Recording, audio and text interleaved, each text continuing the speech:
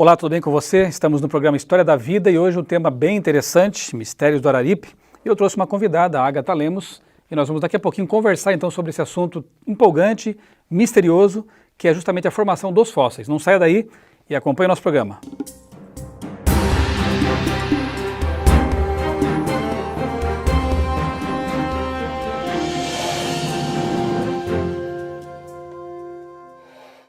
Estamos de volta com o programa História da Vida, hoje tratando do tema Mistérios do Araripe.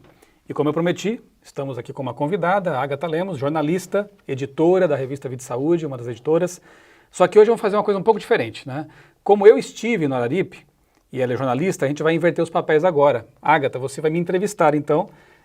Na próxima vez eu torno a te entrevistar, o que também sempre é um prazer, mas agora eu deixo com você essa bola. Muito bom. Michelson, eu percebi aqui, né, que vocês tiveram aí uma experiência incrível na Chapada do Araripe, no Ceará. E pelo que eu entendi, lá é uma região bem extensa, montanhosa, e vocês encontraram muita coisa boa, né? Conta pra gente. Ok. Como você disse, a Chapada é uma formação montanhosa bastante grande, né? Ela envolve alguns municípios, uma grande área, uma extensa área fossilífera, e nós ficamos localizados em Juazeiro do Norte. E por que lá? Ali é incrível, você consegue encontrar fósseis a céu aberto, né? Eu, pela primeira vez, tive assim, o prazer e o privilégio de pegar algumas rochas ali, né? Fomos a um campo lá, árvores retorcidas, temperatura de 40 graus, mas a emoção era tanta que a gente nem sentia esse calor todo. Tem um preço, né? Sentia, né? Essa emoção de... Sem dúvida, né? Esse contato histórico. Mas foi muito legal mesmo. Tínhamos lá o martelo de paleontólogo, né? Então, com o jeito certo, ensinados, né, orientados por alguns paleontólogos que estavam conosco, né, inclusive um senhor que pertence a um órgão federal, nos acompanhou durante todas as pesquisas a campo. Então, ali nos orientaram. E você quebrar uma rocha, abrir e encontrar um fóssil, é uma emoção realmente assim, bem interessante, bem quase indescritível. A primeira vez que eu pude passar por isso. E a gente encontra muito material fossilizado ali, e o curioso é que são materiais, são fósseis, alguns dos quais, ou até muitos dos quais, de origem marinha. E ali estávamos a 500 quilômetros da costa, praticamente. E pelo que eu percebi, não foi uma coisa também assim amadora, que você pode pegar uma equipe, estou indo lá. Tem toda uma estrutura, uma técnica, vocês estavam acompanhados por pessoas profissionais. Explica pra gente como é que foi todo esse movimento. Vai que alguém tem vontade de fazer, né? Conhecer também.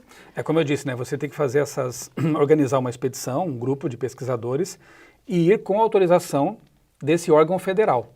Então estava lá conosco, né, um pesquisador, por sinal um geólogo, né, o departamento chama Departamento Nacional de Produção Mineral, que é um órgão do governo federal. E ele então nos acompanhou durante todo o tempo, né. Inclusive os fósseis que você encontra não podem ser levados no bolso e para casa como se fosse um souvenir qualquer, né. É um patrimônio então, da região. É um patrimônio, né, da União, né. Eles ficam lá, a menos que você tenha de repente uma ligação com uma entidade de pesquisa, um museu, aí é feita uma catalogação e isso pode ser enviado depois, né? Mas, de qualquer forma, pesquisar em loco foi algo muito interessante. Tínhamos ali alguns geólogos, paleontólogos, vieram 2 pesquisadores do Geoscience Research Institute, podemos falar um pouquinho daqui a pouco sobre o que é isso, né? Que instituto é esse? Veio um biólogo, que é o diretor do Geoscience, e um paleontólogo, também biólogo, que é o Dr. Raul Esperanti. E eles também nos acompanharam todo o tempo. Então, assim, não era só encontrar as coisas assim a esmo, né? Mas tudo com orientação, e foi muito interessante, um aprendizado muito grande. Estávamos ali em dezenas de professores, pesquisadores, um grupo também aqui da CPB, né, Casa Publicadora Brasileira, e tudo isso foi, assim, sem dúvida nenhuma, um aprendizado que a gente leva para... É bem mais interessante você depois falar sobre, tendo esse background, né, de uma pesquisa em campo. É que deixa de ser uma especulação teórica para você ver que a coisa é real, né? E você ainda comentou o fato de que tinha, né, para surpresa, tinha muita coisa ali marinha. Além disso, tinha planta, o que mais, né, a gente encontra de fóssil? A gente encontra lá os iconofósseis, por exemplo, também, né? A gente encontrou também coníferas fossilizadas, né? São árvores, né? Pinheiros, só que ali não tem pinheiros. Então a pergunta que a gente fez para o geólogo aqui? Como que nessa região onde não há pinheiros, né, coníferas, há fósseis tão bem preservados aí com os troncos e tudo mais, né? A resposta foi para nós bastante óbvia, uma catástrofe hídrica numa região agreste, né, no sertão do Ceará. Então isso nos... Súbita, rápida, né? Porque realmente para ver essa preservação dos fósseis, tanto plantas quanto animais, insetos também que são frágeis, né? o sepultamento tem que ser súbito, rápido, para que não haja decomposição, não haja apodrecimento e nem serem devorados, né, talvez por necrófagos ou predadores, enfim.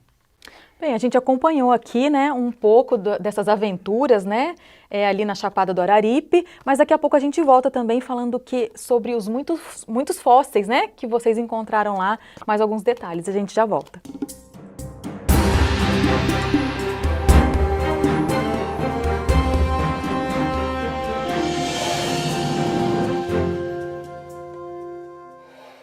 Estamos de volta com História da Vida, hoje falando sobre os mistérios da Chapada do Araripe, ali no Ceará.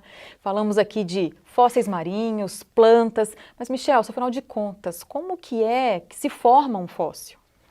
É uma pergunta bem interessante porque as pessoas quando vão a campo veem lá uma coisa petrificada, que parece um ser vivo, uma estatuazinha de pedra, né? Só que na verdade aquilo era um organismo, né, biológico, uma planta, um peixe, um inseto, vimos muito também. O que acontece é que é preciso que o cadáver ou o animal, quando estava vivo ainda, né, sendo surpreendido, ele seja pego por uma onda de lama, então é sempre num contexto hídrico, né, e geralmente catastrófico. Inusitado, que já nos dá algumas pistas, né, sobre essa catástrofe. E aí aquele organismo é sepultado e com o tempo o mineral que está ali em volta dele vai penetrando, né, nas células e vai mineralizando aquilo que era orgânico. Depois de alguns séculos, talvez, algumas vezes até menos do que isso, dependendo das condições, aquilo que era carne, tecido vegetal, acaba se tornando uma impressão em forma de rocha daquilo que foi o animal ou a planta. E existe toda uma discussão, né, inclusive, a respeito das datações. São confiáveis? É uma coisa meio mítica? O assunto é vasto, né, mas resumindo, a gente também foi a um local ali que era uma pedreira, né, onde eles cortam aquelas pedras para fazer pisos. Inclusive o hotel em que a gente ficou tinha muitos fósseis, né, nos pisos. A gente caminhava ali e via nos pisos aqueles peixinhos fossilizados e tudo mais. Então é um ambiente que nos convida realmente a muitas perguntas, a muitas pesquisas. Mas o que a gente viu naquela pedreira eram os estratos geológicos, né? E assim como a gente pode perceber no Grand Canyon, por exemplo, em Varvito, ali em Campinas, o fato de eles serem plano paralelos revela uma sedimentação, uma estratificação muito rápida, porque se esses estratos ficassem expostos aos milhões de anos de intempéries, eles seriam irregulares, mas são planos. Em alguns locais se percebe até fósseis que atravessam interestratos, né, atravessam estratos, o que revela que foi um sepultamento rápido e uma possível fossilização também bastante rápida. Incrível. Sim, e o que é legal, Michel, que a gente percebeu é que o método científico foi respeitado, que é estar em loco, né? Aquela coisa que para a gente fica muito ainda na teoria, ali vocês puderam, né, ver, tocar, né? É um método científico por excelência, É um método científico, né? Você formula uma hipótese e vai lá e investiga se realmente é aquilo. Exatamente. A Chapada do Araripe é extremamente rica, né, em fósseis, como você falou. A gente não pode explorar tudo agora, mas tem muito mais para a gente explorar. A revista traz mais coisas também. Traz muita coisa. A revista está muito boa nessa edição. E ali, pelo que eu entendi também, é tudo a céu aberto. Sim. Né? Os segredos estão ali expostos, muitos mistérios históricos, né? E os eventos relativos, né, ao soterramento rápido dos seres encontrados nessa região só podem realmente ser atribuídos a causas hídricas, catastróficas. E o relato que explica mais adequadamente a existência desses achados é, sem dúvida, o dilúvio global descrito no relato bíblico. É legal até que a gente parte, né, das evidências, né, para essa conclusão, e não o contrário, né? A gente viu lá realmente aquilo e, de fato, aquilo aponta para uma catástrofe. Da ciência para a filosofia, e não o contrário. Exatamente, esse é o caminho. Mas você quer um assunto ainda que vai mexer muito com o pessoal? Pegadas de dinossauros. Esse é interessante. No próximo bloco a gente fala sobre isso. A gente já volta.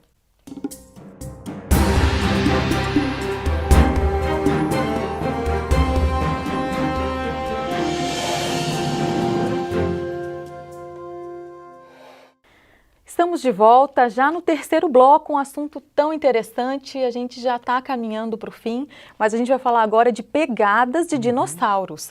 Página 4 e 5 você acompanha com a gente. Michelson, a céu aberto, aquele cenário, calor, e vocês viram realmente pegadas de dinossauro? Sim, vimos. A gente reservou um dos dias, ficamos quase uma semana pesquisando ali, na região do Ceará, né, no Araripe, mas reservamos um dia pelo menos para ir a Paraíba, na região de Sousa, e ali encontramos pegadas de dinossauros, a céu aberto. E é assim bem interessante você perceber a trilha, né, que revela também uma situação hídrica, porque para que uma pegada seja preservada como fóssil, o animal tem que imprimir essa pegada na lama e depois mais lama tem que vir e cobrir aquela capa, né, já com marcas de pegadas. Era isso que eu estava pensando, né? Uma pegada, né? Dependendo do lugar que você anda, vem uma chuva, apaga, vem alguma coisa e ela estava ali perfeitinha, Sim, né? dá para perceber até a espécie do bichão, né? Que era um terópodo, né? E assim, como dizem alguns evolucionistas, né? E não parece fazer muito sentido, as pegadas podem ser formadas nas dunas no deserto, na areia, mas não que faz maneira, sentido. né? Por quê? Porque você falou, né? O vento, a água podem rapidamente apagar as pegadas. Então elas têm que ser feitas em lama, repito, mas além disso tem que vir mais lama depois e cobrir essas pegadas, para que elas possam ser preservadas. Com o tempo aquela lama toda petrifica, depois com o tempo também há uma erosão, né? Ou talvez uma estrada vai ser aberta, eles escavam e percebem que ali há pegadas fossilizadas. Um outro detalhe interessante que eu me lembrei quando estava lá pesquisando, tirei foto ali perto, inclusive, né, sempre acompanhados por aquele senhor, né, responsável do governo federal, responsável por esses sítios. Uma coisa que eu me lembrei foi da leitura do livro Origens, do Dr. Ariel Roth, em que ele fala que geralmente essas pegadas, essas trilhas de pegadas, estão no sentido ascendente, ou seja, o animal ou os animais estavam fugindo para cima, né? Estavam subindo para tentar fugir de alguma coisa que vinha lá atrás e que com certeza era um tsunami, uma onda de lama, alguma coisa assim que pôs medo nos bichos. Mas a gente vai dar uma paradinha agora. No próximo bloco a gente tem, sabe o quê? A palavra dos pesquisadores. Vamos ver se essa emoção não foi só sua, foi de mais gente também. A gente já volta.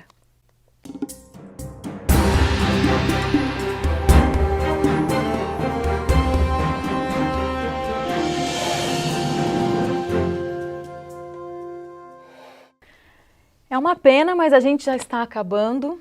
Mas eu queria, Michelson, que você dividisse, né, com o pessoal a emoção dos seus companheiros dessa aventura incrível, né? Além de você ter trazido para nós tanta emoção, como é que foi? Qual que foi a percepção do pessoal? Aqui nas páginas 6 e 7, Agatha, eu colhi algumas impressões, né? Entrevistei alguns colegas que estiveram lá nesses locais, né? Tanto no Ceará quanto lá na Paraíba, né? Em Sousa. Por exemplo, entrevistei aqui o Dr. Márcio Freiberg, ele é biólogo, doutor em educação. Entrevistei o Vinícius Kimpel, que é engenheiro e mestre em biociências. Também o Alexandre Kretschmar, lá de Blumenau, que é criador do projeto 11 de Gênesis. Conversei com um amigo, tinha pessoal também da Argentina, do Chile, faltou dizer que era um encontro sul-americano, né? Além dos americanos que estavam lá, norte-americanos, também havia vários pesquisadores de países hispanos. E entre esses eu conversei com o Christian Mazés, que é licenciado em Ciências Biológicas e faz teologia agora na UAP, a nossa universidade na Argentina. Conversei com a Nádia Teixeira, que por sinal, Teixeira da Silveira, né, que é a nossa produtora aqui do programa História da Vida. Ela também esteve lá, pesquisou com a gente. E com a Gabriela da Cruz, que é graduada em Ciências Biológicas. Um detalhe que me chamou a atenção aqui na fala da Nádia, né, vamos puxar aqui para nossa amiga, foi que ela destacou também aquele detalhe do peixinho que estava engolindo outro peixe quando foi sepultado por lama. Que você citou no começo, né? E a Nádia viu isso no museu lá, no Museu Paleontológico, ali no Ceará, né?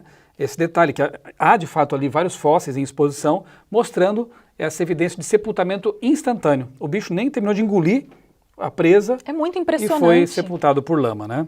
O Alexandre Kretschmar, ele diz aqui que é muito bom participar de pesquisas de campo como essa, porque ele faz palestras, ele escreve sobre o assunto, e agora tendo esse pano de fundo, né, real, in loco, ele diz que o criacionismo dele vai ser muito mais entusiasmado. Então eu achei bacana, assim, achei bacanas as impressões dos nossos colegas pesquisadores, porque todos falaram da emoção de poder pesquisar na natureza e ver ali as evidências. Eu quero até aproveitar e destacar esse aspecto, que a gente tem aí, né, às vezes tem toda essa discussão, mas criacionismo é ciência, não é ciência, mas a gente percebe que o criacionista também está indo atrás de fato verídico, fazendo uma ciência dura, né, indo ao local, isso também dá uma credibilidade para esse modelo, né, a gente pode de repente pensar que não tem só um modelo, né? Certamente, né, inclusive, repetindo, né, estavam conosco lá pesquisadores do Geoscience Research Institute, que é um centro de pesquisas adventista, mantido pela Igreja Adventista, mas que ali agrega biólogos, paleontólogos, zoólogos, pessoas de várias áreas de pesquisa, todas com PhD, e que estão fazendo ciência dura, como você disse, pesquisa de campo, né? Além dos sul-americanos também que estavam ali pesquisando. Então, tem o Geoscience, a divisão sul-americana que no caso patrocinou essa expedição aqui, também tem um projeto de pesquisa muito interessante, né? O Dr. Marcos Natal está lá, atesta disso, e o professor Edgar Luz também. Então é uma iniciativa bem legal porque mostra, como você disse, que o criacionista também faz pesquisa. Embora o financiamento para nós seja bem menor do que o que há para pesquisas sob a cosmovisão evolucionista, mesmo assim temos feito sim pesquisa de campo e levantado os nossos próprios dados para tirar as conclusões que precisamos tirar. Mas infelizmente o programa acabou. Para você, fica o nosso canal CPB Edu, vai lá na playlist A História da Vida. Acesse também o site Origens e não vamos esquecer de divulgar aqui criacionismo.com.br. Até a próxima. Um abraço, até lá.